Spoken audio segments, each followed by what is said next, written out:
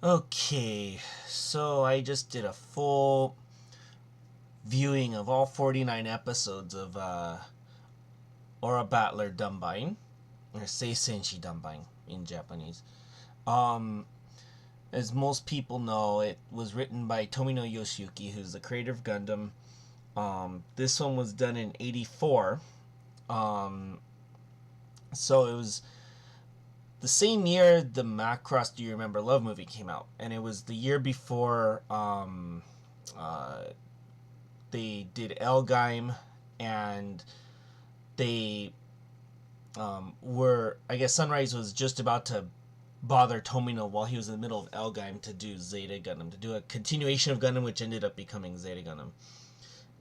Although Tomino, he loved this show so much that he practically begged Sunrise to let him do a continuation of this.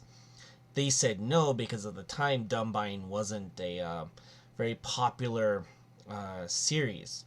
So they said no, you're gonna do another Gundam because we want Gundam, and Gundam, Gundam, Gundam, because the three movies were so popular. But Tomino has always been a very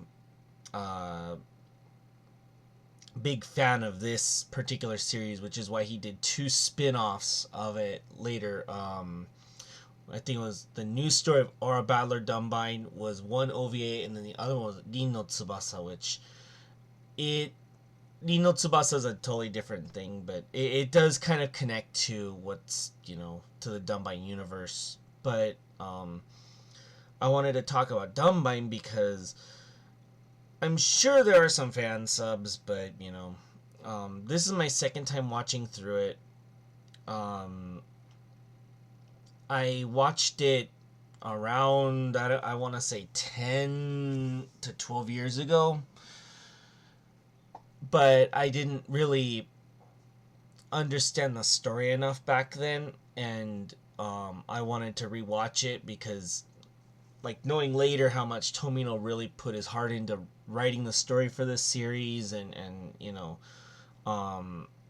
actually making an effort, which when Tomino makes an effort to write something, he's very good, but you can tell when he's not interested. And a lot of the things, like Zeta Gundam, he wasn't interested in, which is why a lot of the story points and what he does with the series of Zeta Gundam ends up the way it is, and why Victory Gundam, he's setting on what Gundam Nagio, he actually said, you don't have to like Victory Gundam to a fan, because he really hates Victory Gundam. But you can tell with Dunbine, he put a lot of effort into world building and trying to, talk about the world that is Weru and all this other stuff. And the characters are all very unique. They have very different personalities. And the series is basically, you could basically put it into two arcs: the Well arc and the above ground arc, which is when all of them are fighting up, in our world, you could say. And the world building of Will is very important because it explains about Aura Chikara, and the Aura power, and it explains the mecha. It explains, like, it introduces a lot of the lore that's very important for later, because Tomino wrote quite a few books to go along with this stuff, along with the new story of Aura Battler Dunbine and stuff. So the world building was done very, very well. I think he did it better than he did with Gundam, because he seemed to be much more motivated with this one versus Gundam. Gundam was his third official, like, it's his series kind of thing, third or fourth, because he took one of Tezuka Osamu's series, and directed that one, but out of the mecha stuff, it's his third. Now this one is he's got a lot more experience under his belt. He's done quite a few series since, he started with what was it, Zambot 3. He had Zambot 3, Daitarn 3, and then Gundam, and then Zabungo, Ideon, and then this one. So the character Shozama, the main character, he's very different than Amuro. He's not he's kind of, like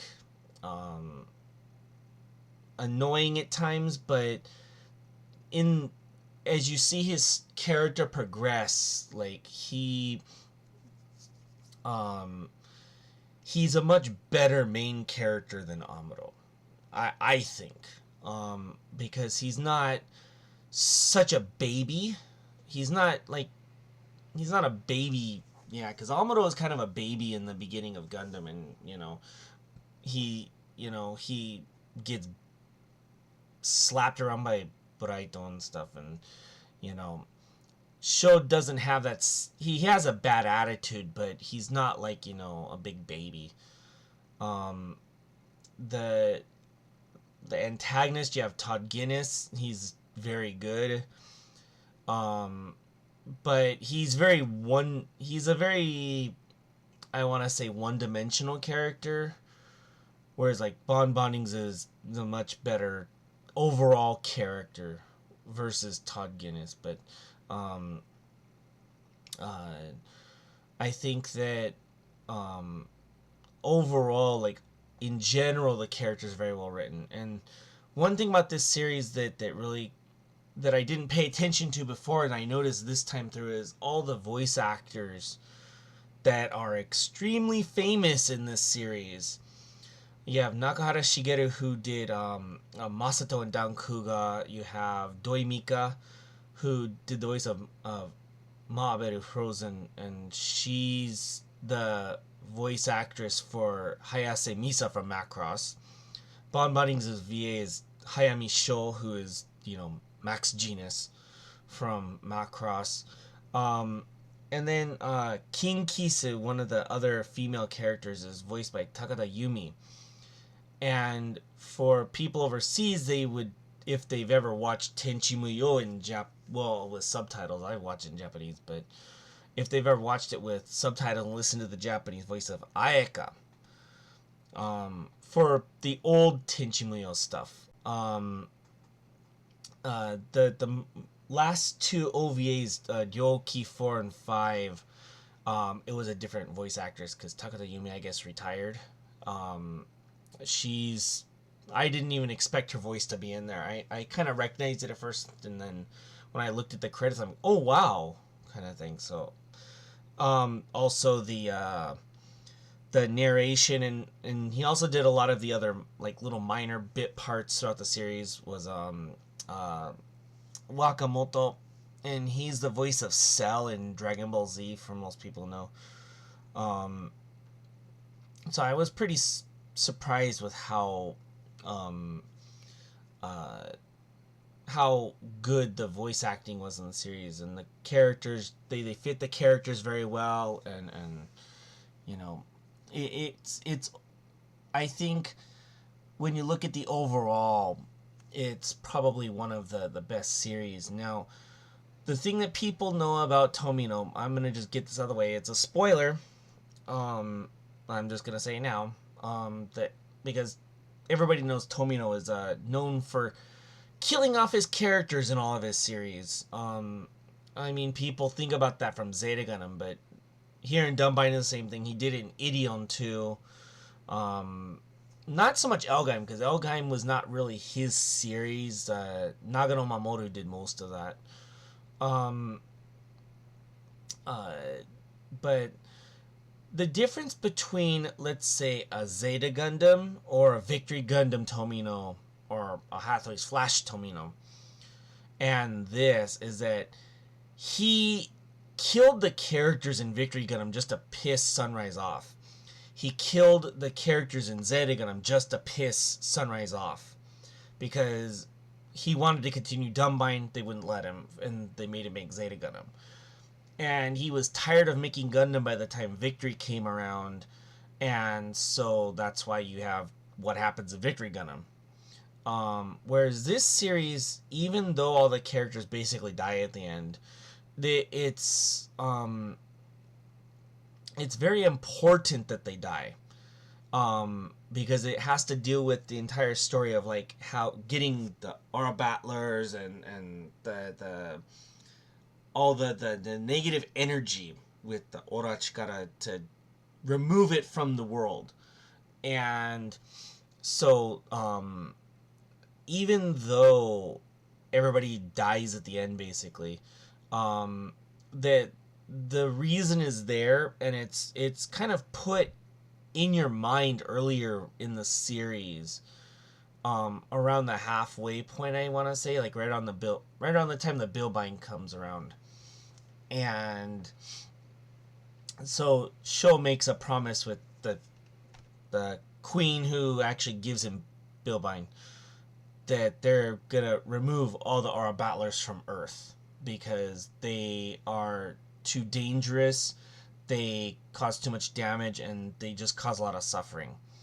And because what had happened was, the reason why all of them moved from Bisonwetter up to Earth, to above ground, is because the queen of the Mif Hiradio, the little fairy girls like Chama and stuff, she didn't want them to destroy Bisonwetter, so she basically forced them to go above ground so that they can fight their war and not, ruin the world of Bisonwetter. So that's why they got shipped up above ground to fight their war there. And so after that happens, Sho and this queen, they make an agreement that once the war is over, they're going to get rid of all the Aura Battlers and destroy all of them to protect, Bisonwetter and all this other and people and everything. So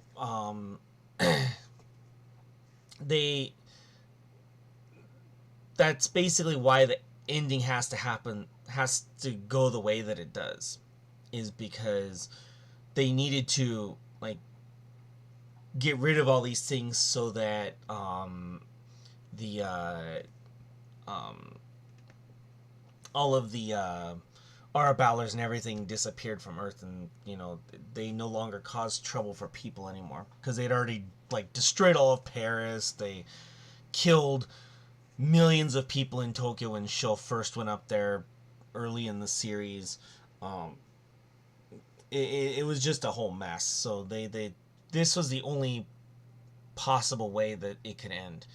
I agree with the ending. I think it was a very good ending. I thought it was done very well.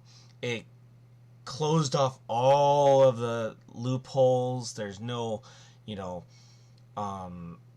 there's no story point left open outside of maybe Chama being the last one to be alive or whatever. But and she just disappears, so we don't know if she ends up back in Bisonwetter or if she, just disappears off into the universe and or off on Earth somewhere.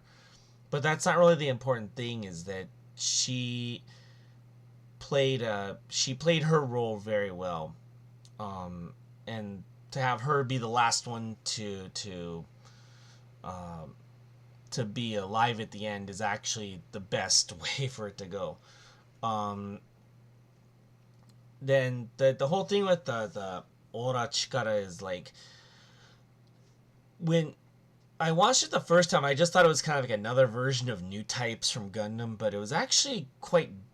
Watching it again, I saw it more of a Zen kind of thing, where the people who have these negative emotions, it causes them to be more destructive and ends up destroying themselves. And that's why Todd Guinness, his negative feelings, and there's another female character that dies earlier on, before Todd does, that is has all this very negative energy, and to get rid of them actually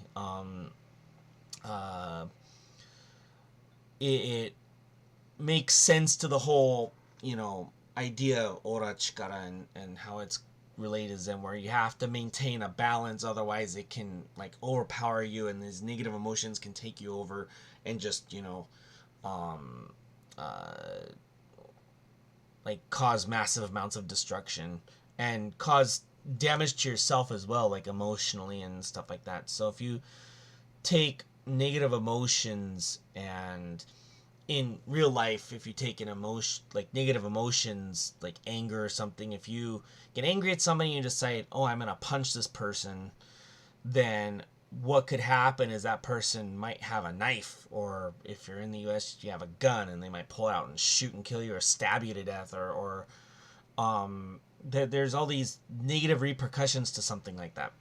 So that's kind of where it's also got some moral ambiguity to it with this whole Ora Chikara thing, even though from an outside perspective, or a very not an outside perspective, but a very superficial look at the series, and what that all is, it may look like just more new types, and Tomino's just doing another version of Gundam or something like that. But it's way different than what new types are. New types are supposed to be, new types in Gundam specifically, are supposed to be like an evolution, like a new evolutionary step for humanity, whereas Ora Chikara is completely different. And the fact that negative emotions and positive emotions and things like that get involved with, how it can affect the characters individually, is very much different than what happens with new types. Although, I mean, Zeta Gundam has its own quirks to the whole new type thing. But, and I only use it as Zeta Gundam as an example because, this was made only a couple years before Zeta Gundam, and, it did more for, like, it's easier to compare something like this than to something like, let's say, like Gundam Narrative or something, because that's just weird. But it's also to compare two different Tomino series that are very close in like broadcast to each other, so you can see where his mindset is in the different series. This series, he was very, very, in on it. Zeta Gundam, he was checked out on it because he didn't want to do it. So I highly recommend this series to anybody who likes Tomino works.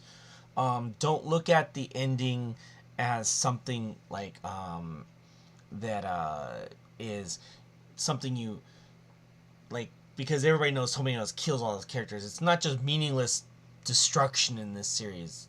That there is a deeper message in it that Tomino wants people to get from it. So don't watch this in a very superficial way, especially later on after all the characters end up above ground and they're fighting with, like the U.S. military and other military groups in the world and stuff like that.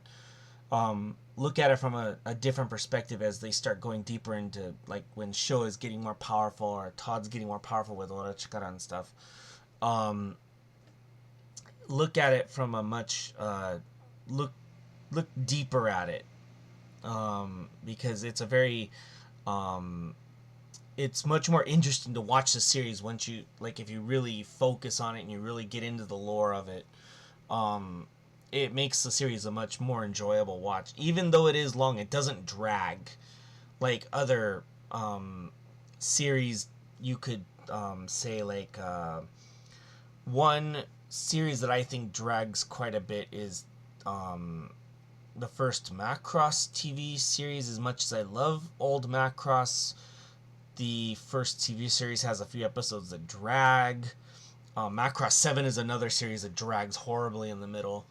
But this one doesn't drag nearly as much as anything else out there, even for its length at 49 episodes. The characters are interesting for the most part. There are a couple characters that are kind of I'm not too interested in them, but the overall is very very good, and the last, I want to say, 15 episodes are really really good. They really like tie up all the loose change with the characters and the story and the plots and stuff. So I kind of rambled on a little bit, but I wanted to put this down right after I finished watching it. This is a very good series. I highly recommend it. I think it's one of Tomino's best works. I put it on the level of something like a Gaia Gear, which I've read Gaia Gear. I'm going to do a review of Gaia Gear at some point. I'm going to do a reread of it. But Gaia Gear, the mysterious unknown Gundam series or Gundam story that nobody knows about because it's only in novel form and it's very expensive to get the books. I highly, I will be doing a review of that at some point, but I hold that on the same esteem as I hold Dunbine now, because of Tomino being very invested in the work, and the story is very good, the lore is very good, the just overall, like, the mecha designs are what Miyatake, who is known for a lot of his Macross stuff, along with Kawamori.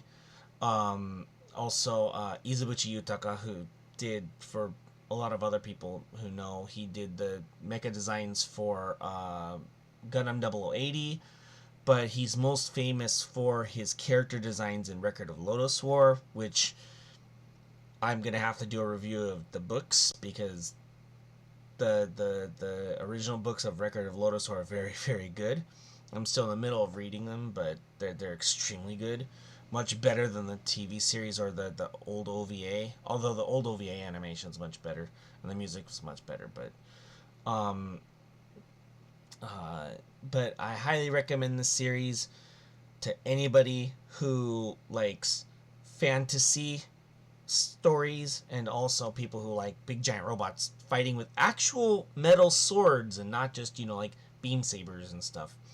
It's a very different series than anything you'll watch. It's very unique even in the long history of Tomino works. So please watch it. It is very, very, very, very good.